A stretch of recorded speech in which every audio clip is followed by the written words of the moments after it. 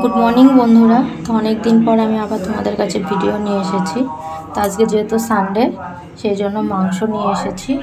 তাই এখানে 1 কিলো 250 মতন চিকেন রয়েছে। এখানে 4টে বড় বড় পেঁয়াজ রয়েছে, তাকে আমি কেটে নিয়েছি। 2টো টমেটো কুচি করে নিয়েছি। পরিমাণ মতো লঙ্কা নিয়েছি, যেহেতু আমরা একটু বেশি ঝাল খাই সেই জন্য এখানে 30টার মতন লঙ্কা রয়েছে। পরিমাণ মতো রসুন আর আদা নিয়েছি, আর 2টো বড় বড় আলুকে কেটে নিয়েছি, 4 টুকরো করে নিয়েছি। তো চলো এবার রান্নাটা স্টার্ট করা যাক। কড়াই আমাদের গরম হয়ে গেছে, কড়াইয়ে আমি তেল দিয়ে দিলাম।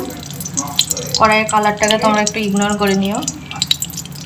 তেলটা ততক্ষণ গরম হোক, আমরা মাংসতে লবণ আর হলুদটা মাখিয়ে নিই।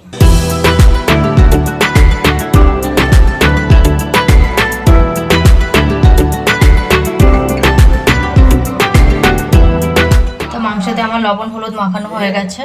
এবার আমার তেলটা গরম হয়ে গেছে, তেলে আমি একটু চিনি দিয়ে দেবো, সামান্য একটু গোটা জিরে। এগুলো ফোড়নের জন্য দিচ্ছ, তাই তো? হ্যাঁ, আর চিনিটা কালারের জন্য। চিনিটা কালারের জন্য। গোটা গরম মশলা,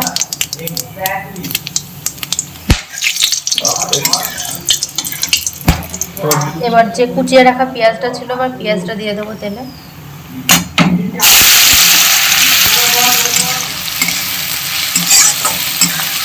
পেঁয়াজটা আমার যতক্ষণ ভাজা হচ্ছে, চলো আদা রসুন আর লঙ্কাটা আমি পেস্ট করে নিই।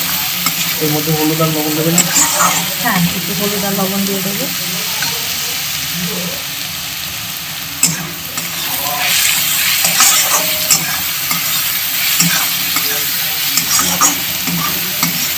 আদা রসুনটা আলাদা পেস্ট করলাম আর লঙ্কাটা আলাদা পেস্ট করলাম। আচ্ছা, ঠিক আছে।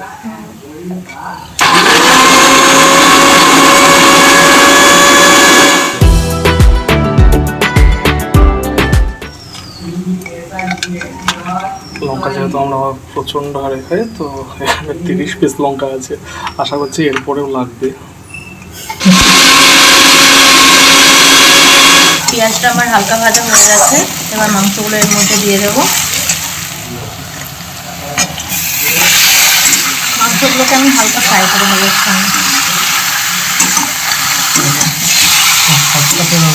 পেঁয়াজের সাথে সাথে মাংসটাও সেদ্ধ হয়ে যাবে, তাই তো? হ্যাঁ,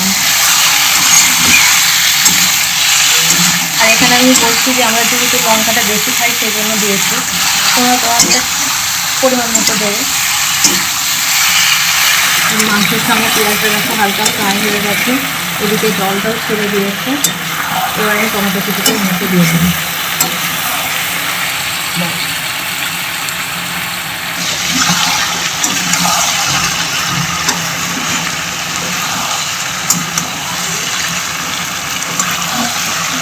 প্রথমে আমি আদা রসুনের যে পেস্টটা করে রেখেছিলাম সেটা দিয়ে দেবো।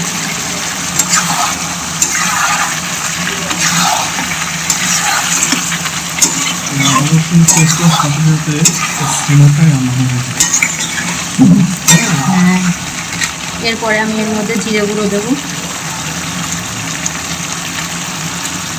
প্যাকেটে করে দিয়ে দিলে তোমার আন্দাজ হয়ে গেছে, তাই তো? হ্যাঁ, এরপর ধনে গুঁড়ো দেবো, কাশ্মীরি লঙ্কা গুঁড়োটা দেবো। এতে যেমন ভালো লাগে না, আমাদের 10 মিনিট পরে তখন দিতে। এবার আমি আলুগুলো দিয়ে দেবো। আলুগুলো কোনো মনেই নেই, মোটা করে খাসিয়ে দিচ্ছিলাম, সেগুলো তো আলু কাটা হয়ে গেছে। টাইম নেবে, সিদ্ধ হয়ে যাবে। এবার আমি লঙ্কার যে পেস্টটা করে রেখেছিলাম সেটা দিয়ে দিলাম। লঙ্কাটা এত পরে দেওয়ার একটাই কারণ, যাতে ঝাল হয়। আগে বলেছি যে আমরা একটু ঝাল খাই বেশি। পেস্ট করে দেওয়া। হ্যাঁ, ওই জন্য পেস্ট করে দিই। পেস্ট করে দিতে ঝালটা বেশি হয়। এত করে লঙ্কা দিলে মনে করেন বন্ধ হচ্ছে না? না, লঙ্কার গন্ধ হচ্ছে না। মাংস কষার সঙ্গে সঙ্গে লঙ্কার গন্ধটাও চলে যাবে। সেন্ট আসছে না সুন্দর? খাবে এই পর্যায়ে ভালো লাগবে। লঙ্কাটা দিলে না, লঙ্কাটা একটু বেশি। পোলট্রির মাংস একটু বেশি না টানলে হয়। মাংসটা কষা হয়ে গেছে। হ্যাঁ, তো দেখো আমার মাংসটা কষা হয়ে গেছে। এবার মাংসের মধ্যে আমি গরম জল ঢেলে দেবো। আমার জন্য 2 পিস তুলে দেবে না?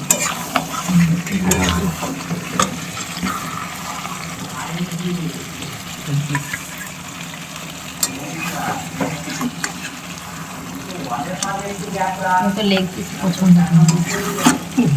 আমি বললাম তো কি, পৃথিবীর সব লোকের পছন্দ করে, বিশেষ করে তো বাঙালি। ব্যাস ব্যাস ব্যাস হয়ে যাবে, এই যথেষ্ট। তুমি একাই খাবে নাকি? তো তুমি খাবে নাকি? এবার আমি গরম জলটা দিয়ে দেবো। আগে থেকে আমি জলটা গরম করে রেখেছিলাম। বেশি জল দিয়ে তো লাভ নেই। না, গামাখা করবো। এই হয়ে এতেই যাবে হয়ে যাবে। যথেষ্ট। না,